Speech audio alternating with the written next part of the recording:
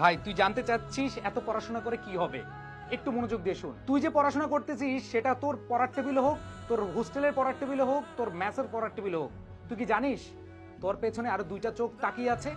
জানিস কি? না জানলে একটু শুনে রাখ। তুই পড়াশোনা করতেছিস, তোর বাবা মায়ের দুইটা দুইটা চারটা চোখ তোর দিকে তাকিয়ে আছে তাদের স্বপ্ন পূরণ করার। তুই পড়াশোনা করতেছিস, তোর এই পড়াশোনার খরচ চালানোর জন্য তারা ব্যস্ত থাকছে, দিনের পর দিন পরিশ্রম করে যাচ্ছে, তাদের কষ্টের কোনো সীমা নাই শুধুমাত্র তোর পড়াশোনার জন্য।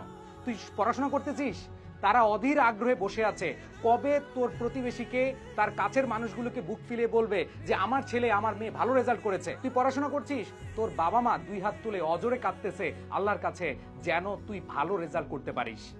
ভাই আর কি চাস?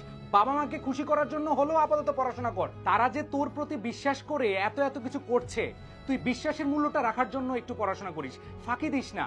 বাবা মা এত কষ্ট করে তোদের খরচ চালাচ্ছে আর তুই মোবাইলে ফ্রেন্ডদের সাথে নির্দ্বিধায় তুই চ্যাটিং প্যাটিং করে সময় নষ্ট করতেছিস, তুই আড্ডা দিতেছিস, এখানে যাচ্ছিস ওইখানে যাচ্ছিস, ঘুরে বেড়াচ্ছিস।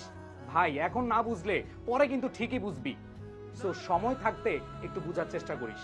এই যে এরকম কোনো প্রশ্ন করবি না ভাই পড়াশোনা করে কি হবে, প্লিজ।